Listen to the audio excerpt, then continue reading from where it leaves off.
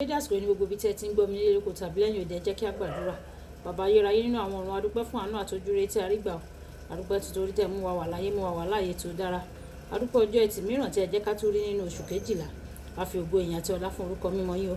A sì gbàdúrà pé ọ̀rọ̀ tí a ò gbọ́ lè ní kó ṣe ayé àtọkàn wa ní rere o. Ó má ṣe lòdì sí wa ní ọjọ́ ìdájọ́, nítorí tí a gbàdúrà lórúkọ Jésù Olúwa wa. Àmín ní orúkọ Jésù. Ìwé ọ̀run ṣíṣí tí a tẹ ọwọ́ olùṣọ́-àgùntàn Enoch Adeboye kọ. Èní ọjọ́ ẹtì, ọjọ́ kejìlélógún oṣù kejìlá. Àkòrí tí a ó gbéyẹ̀wò sọ wípé ètò ìfowópamọ́ Ọlọ́run. Ètò ìfowópamọ́ Ọlọ́run. A mú àkọ́sórí wa nínú ìwé Mátíù orí kọkàndínlógún ẹsẹ̀ kọkàndínlọ́gbọ̀n.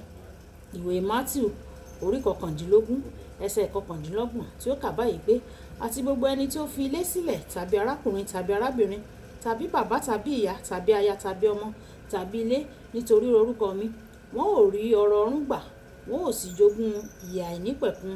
Nígbà tí a ó mú bíbélì kíkà wa nínú ìwé Kọ́ríńtì kejì orí ìkẹsàn ẹsẹ̀ ìkẹfà dé ìkẹjọ. Kọ́ríńtì kejì orí ìkẹsàn ẹsẹ̀ ìkẹfà dé ìkẹjọ tí ó kà báyìí pé ṣùgbọ́n èyí ni mo wí pé ẹni tí ó fúrúgbìn kíhun ni yóò ká o, ẹni tí ó fúrúgbìn púpọ̀ ni yóò ká. Kí olúkúlùkù ènìyàn kí ó ṣe gẹ́gẹ́ bí ó ti pinnu ní ọkàn rẹ̀, kì í ṣe àfẹ́kúnṣe o tàbí ti aláìgbọ́dọ̀ má ṣe, nítorí Ọlọ́run fẹ́ onídídùn ọlọ́rẹ. Ọlọ́run sì lè mú kí gbogbo oore ọ̀fẹ́ máa bí sí o fún yín, kí ẹ̀yin kí ó sì ní ànító ohun gbogbo ní ìgbà gbogbo, lè máa pọ̀ sí ní ire àti iṣẹ́ rere gbogbo. Kí Olúwa kó bùkún kíkà àti gbígbọ́ ọ̀rọ̀ rẹ̀ wáyé. Ẹ tẹ́tí bẹ̀rẹ̀ jẹ́ láti gbọ́ ohun tí olùṣọ́-àgùntàn Enoch Adeboye ní fún wa ní èní ọjọ́ ẹtì. Ètò ìfowópamọ́ Ọlọ́run jẹ́ ọ̀tọ̀. Kò dàbí ti àwọn ìfowópamọ́ ti ayé, níbi tí o ní láti kọ́kọ́ fowó pamọ́ kí o tó lè gbà.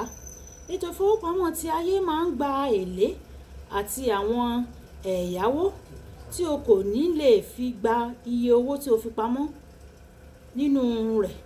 Ètò ìfowópamọ́ ti Ọlọ́run, ohun gbogbo tí o nílò ní ìbáṣepọ̀ lẹ́kùnrẹ́rẹ́ pẹ̀lú rẹ̀. Ohun gbogbo tí o nílò ní kí o ní ìbáṣepọ̀ lẹ́kùnrẹ́rẹ́ pẹ̀lú rẹ̀. Ẹni tó ní ohun gbogbo tí ó sì ní gba ìyọ̀ǹda lọ́wọ́ ẹnikẹ́ni láti fún ọ ní ohun tí ó fẹ́ fún ọ. Gba owó ní ilé ìfowópamọ́ rẹ. Fún àwọn kan, o lè tí wá yọ̀ǹda láti gba ohunkóhun ní ìgbà gbogbo. Fún àwọn kan, Ọlọ́run máa yọ̀ǹda fún wọn láti gba ohunkóhun tí wọ́n nílò ní ìgbà gbogbo.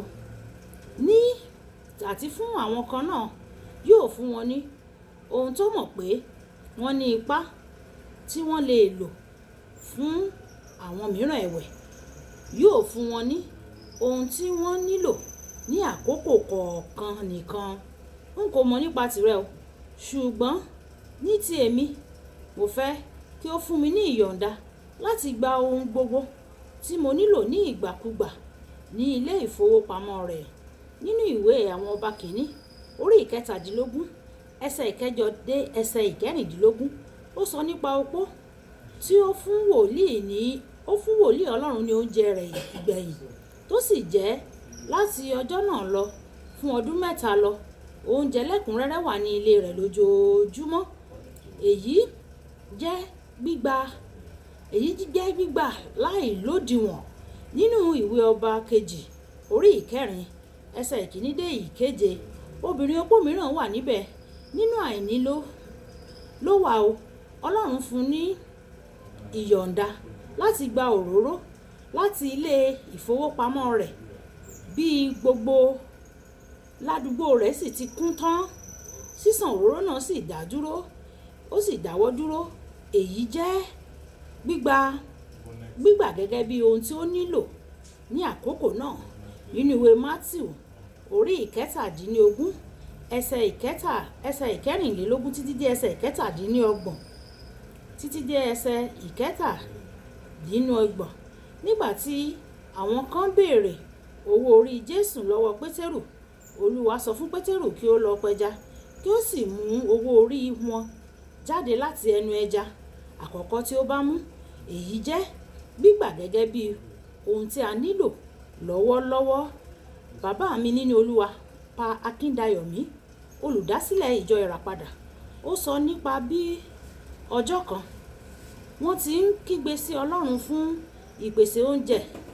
Ọlọ́run sì wí pé, sọ fún ìyàwó rẹ kí ó máa bu oúnjẹ nínú ìkòkò kan náà lójoojúmọ́, ṣùgbọ́n kò gbọ́dọ̀ yọjú wo inú ìkòkò náà o. Ó sọ fún ìyàwó rẹ̀ ohun tí Olúwa sọ. Láti ọjọ́ náà ni ìpèsè àìlódiwọ̀n fún ọbẹ̀ lóríṣiríṣi láti inú ìkòkò náà tó ti ń wá, àfi ìgbà tí ó di ọjọ́ tí ọmọbìnrin náà pinnu láti wo inú ìkòkò tí ó sì rí pé kò sí ohunkóhun nínú rẹ̀ o.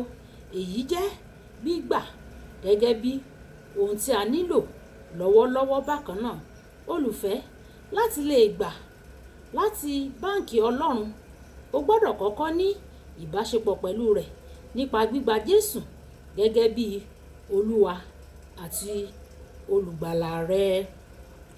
Kókó pàtàkì: tí o bá fẹ́ ìpèsè Ọlọ́run tí kò ní ìdíwọ̀n, o gbọ́dọ̀ ṣetán láti fi ohun ìní rẹ bọ̀wọ̀ fún Olúwa. Ọ̀rọ̀ púpọ̀ jù afẹ́fẹ́ ni máa ń gbé lọ. Olúwabùkọ́lá Ayako ni orúkọ mi. Ẹ jẹ́ kí a fi ohun ìní wa bọ̀wọ̀ fún Olúwa, kí Ọlọ́run kí ó lè pèsè fún wa ní yanturu. Nígbà tí a máa pàdé ní ọ̀la, ó dàbọ̀.